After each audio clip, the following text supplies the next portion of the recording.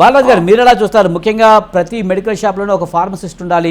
కానీ నిజానికి ఫార్మసిస్టులు లేకుండానే కేవలం సర్టిఫికేట్లు మాత్రమే అక్కడ పెట్టుకుని ఓనర్సే మెడిసిన్ అమ్ముతున్న పరిస్థితి. వాళ్ళకి పెద్దగా అవగాహన లేకపోయినప్పటికీ ప్రజల ప్రాణాలతో చెలగాటమాడుతున్నారనే విమర్శలు అయితే వస్తున్నాయి. ముఖ్యంగా ఈ సర్టిఫికెట్లను ఎందుకు ఈ ఫార్మసిస్టులు ఉపయోగించుకోలేకపోతున్నారు?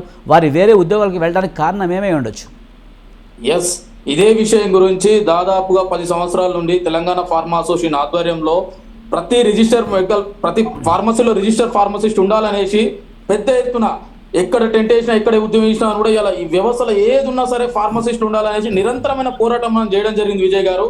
అదే విధంగా 2021 డిసెంబర్ లో డ్రగ్ కంట్రోల్ నుంచి ఒక సర్క్యులర్ కూడా రిలీజ్ చేయడం జరిగింది. 65/2 సర్క్యులర్ రిలీజ్ చేసినా కూడా సర్క్యులర్ ను ఏదైతే మెడికల్ షాపులు ఉన్నాయో వాళ్ళు అమలు చేయకపోవడం వల్ల ఇలా ఏదైతే నిరుద్యోగ ఫార్మసిస్టులకి ఇలా పుట్టగొడుతున్నారో అదే విధంగా పేద ప్రజలతోటి చెలగాట మారుతున్నారు. ఇలా ఎస్ఎస్సి ఇంటర్మీడియట్ విద్యార్థులను ఇలా మెడికల్ షాపులలో వాళ్ళకు ట్రైనింగ్ ఇప్పించి మెడిసిన్ ఇవ్వడం వల్ల ప్రజారోగ్యం దెబ్బతింటుంది. దీని వల్ల తక్షణమే ఇలా అల్టిమేట్ గా నష్టపోయేది ఎవరంటే సామాన్య పేద ప్రజలు. అదే విధంగా చదువుకున్నటువంటి B pharmacy, M pharmacy, PhD ఇలా ఎంతో మంది విద్యార్థులు ఇలా సంవత్సరానికి ఒక 10,000 మంది విద్యార్థులు బయటకు వస్తే వాళ్ళకు జీవనోపాధి లేక చాలా ఇబ్బందికి గురవుతున్నారు. ఇదే విషయము గౌరవ ముఖ్యమంత్రి రేవంత్ రెడ్డి గారు అదే విధంగా దామోదర్ రాజనరసింహ గారు చొరవ చూసాలని నేను కోరుకుంటున్నాను. అదే విధంగా ఇలా నాకు చాలా సంతోషం అనిపించింది ఏంటంటే స్వతంత్ర టీవీ వాళ్ళు ఒక స్టింగ్ ఆపరేషన్ చేశారు. ఆ స్టింగ్ ఆపరేషన్ లో రకరకాల నిజాలు వెలికిన మేము గత ఈ 10 ఏళ్లలో ఏదైతే ఉన్నదో ఆ నిజాలను ఇలా క్లారిటీగా అన్ని మీడియాలు కూడా ఇలా మూసుకున్న తరుణంలో స్వతంత్ర మీడియా ఒకటి బయటకు వచ్చి సార్ నాకు చాలా సంతోషం అనిపించింది. ఇలా దాదాపు మన 300 గ్రూప్లలో కూడా మీరు సర్క్యులేట్ అయింది. మన ఏదైతే మీరు స్టింగ్ ఆపరేషన్ చేశారో మీకు మా ఫార్మసిస్టుల పక్షాన ఖచ్చితంగా కృతజ్ఞతలు తెలియజేస్తున్నాను.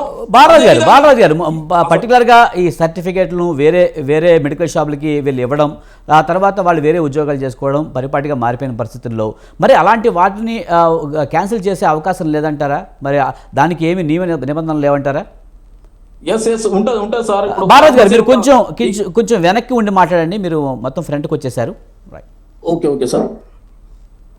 వాస్తవానికి ఏదైతే రిజిస్టర్ ఫార్మసిస్టు నమోదు చేసుకుంటాడో బి ఫార్మసీ కానీ డి ఫార్మసీ కానీ అయిపోయిన విద్యార్థులు ఎవరైతే ఉన్నారో ఫార్మసీ కౌన్సిల్ లో నమోదు చేసుకునేటప్పుడు వాళ్ళు అక్కడ ఏదైతే ఒక ఫార్మాట్ ఉంటుంది, నీకు స్టడీంగ్ లేకపోతే నీ స్టడీంగ్ అయితే నువ్వు కంప్లీటెడ్ నువ్వు వర్క్ చేస్తున్నావు దాన్ని బట్టి వాళ్ళకు నమోదు చేసుకుంటారు. నమోదు దాన్ని బట్టి వీళ్ళు ఏం చేస్తారంటే అక్కడ వర్కింగ్ అని పెట్టుకొని బయట ఎక్కడో ఫ్యాకల్టీ జాయిన్ అయ్యకుండా ఇక్కడ పెట్టడం వల్ల రెండుకి వేయడం వల్ల ఇలా నష్టపోతున్నాం. అల్టిమేట్ గా ఇక్కడ మన ఫార్మసిస్టులలో కూడా కొంతమంది ఈ రకంగా జరుగుతుంది. కాబట్టి తక్షణమే ఫార్మసీ కౌన్సిల్ కూడా దీని యాక్షన్ తీసుకోవాలి. కానీ నిజానికి మనం చూస్తూ ఉంటాం చాలామంది పేషెంట్లు షాపులకి వెళ్ళి ఏదో ఒక ట్యాబ్లెట్ అడుగుతారు, ఆ ట్యాబ్లెట్ వాళ్ళు ఇచ్చేస్తుంటారు. కానీ నిజానికి ఎవరైతే రోగి వెళ్ళారో ఆ రోగి పేషెంట్ హిస్టరీ అయితే వాళ్ళకి సరిగ్గా తెలియని పరిస్థితి. కానీ అతనికి బీపీ ఉండొచ్చు, షుగర్ ఉండొచ్చు, లేకపోతే ఇంకా ఇతర రోగాలు ఏదైనా ఉండొచ్చు.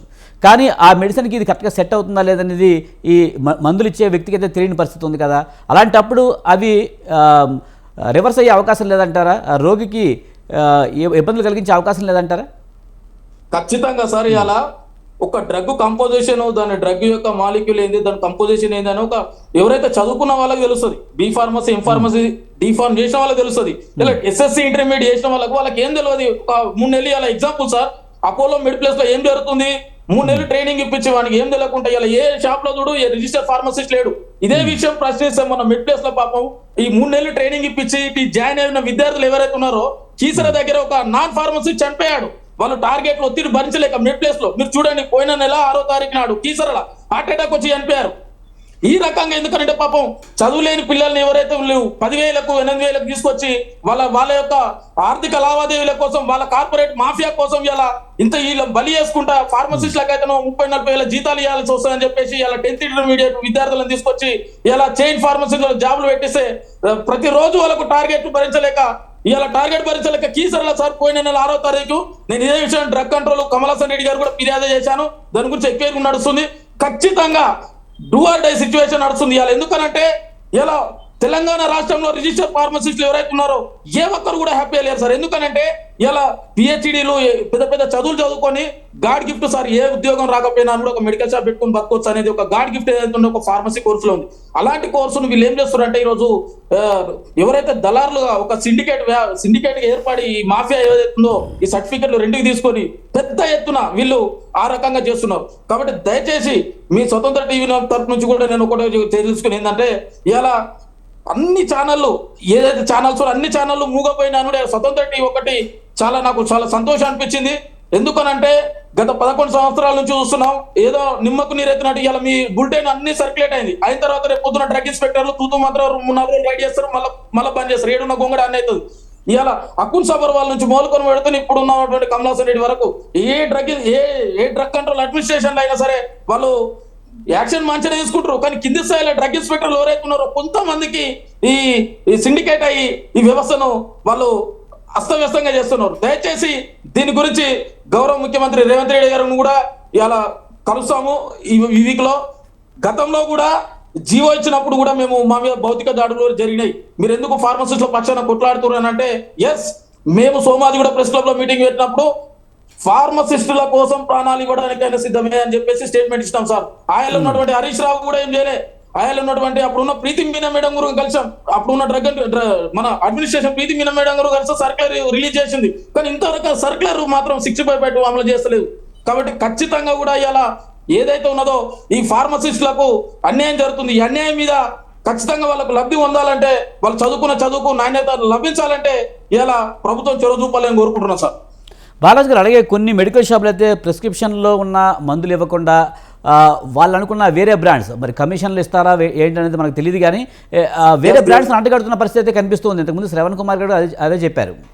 సార్ వీళ్ళది ఎట్లుంటది అంటే సార్, ఏదైతే వీళ్ళు మెడికల్ ట్రిప్ ఒక వ్యవస్థ ఉంటది, వీళ్ళకు వాళ్ళు డాక్టర్స్ కూడా వాళ్ళ మెడిసిన్ వాడాలని చెప్పేసి వీళ్ళకు గోవాకి తీసుకెళ్లి విందులు వినోదాలు, వీళ్ళకు ట్రిప్పులు ఇలా ఎట్లా జరుగుతుందంటే సార్, అతిపెద్ద మాఫియా ఏదైనా ఉందంటే మనకు మెడికల్ మాఫియా తర్వాతనే ఏదైనా. ఎందుకనంటే ఇలా అల్టిమేట్ గా బలేది వాళ్ళంటే సామాన్య పేదరికమైనటువంటి పేద ప్రజలు సార్. ఎందుకనంటే బలవంతంగా వానికి ఆ డోస్ ఇవ్వడం వల్ల వానికి కిడ్నీ లివర్ మీద ఎఫెక్ట్ పడడం వల్ల ప్రజల ప్రాణాలకు నష్టం జరుగుతుంది. మొన్న కర్నూలులో ఒక ముసలావిడకు పారాసిటమాల్ టాబ్లెట్ అంటే దాని వల్ల వేరే టాబ్లెట్ ఇవ్వడం వల్ల ఆ ముసలావిడ చనిపోయింది సార్. ఇలా రెస్పాన్సిబిలిటీ ఎవరు? అదే ఒక ఫార్మసిస్ట్, రిజిస్టర్ ఫార్మసిస్ట్ ఉంటే అక్కడ చనిపోకపో నాన్ 10th ఇంటర్మీడియట్ అబ్బాయి కాబట్టి మెడిసిన్ ఇవ్వడం వల్ల చనిపోయాడు. కాబట్టి ఈ రకంగా వ్యవస్థలో ఈ లోపాలు అనేవి జరుగుతూనే ఉన్నాయి. కాబట్టి దీన్ని ఖచ్చితంగా యాక్షన్ తీసుకోవాలని కోరుకుంటున్నాం.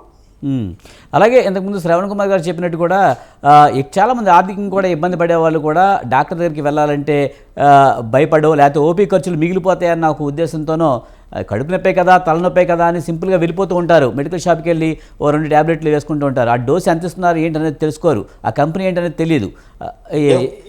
ఇలాంటి పరిస్థితుల్లో ఖచ్చితంగా ఈ రోగులు ఇబ్బందులు పడే పరిస్థితి ఉంటుంది కదా. ఎస్ ఖచ్చితంగా సార్. ఇంకొకటి ఏంటంటే ఇక్కడ మొన్న రీసెంట్ నాకు ఒక విషయంలో డ్రగ్ కంట్రోల్ కూడా అడ్మినిస్ట్రేషన్ వాళ్ళ యాక్సెప్ట్ చెప్పాలి. ఎందుకనంటే ఈ ఫేక్ ఏదైతే ఉందో సేమ్ బ్రాండ్ తోటి ఈ బాలానగర్ ఏరియాల, దిల్సుఖ్ నగర్ ఏరియాల ఈ ఫేక్ మెడిసిన్స్, అదే విధంగా ఒకే బ్యాచ్ తో తయారైన మెడిసిన్స్ కూడా ఆ ముఠాను కూడా అరెస్ట్ చేయడం జరిగింది.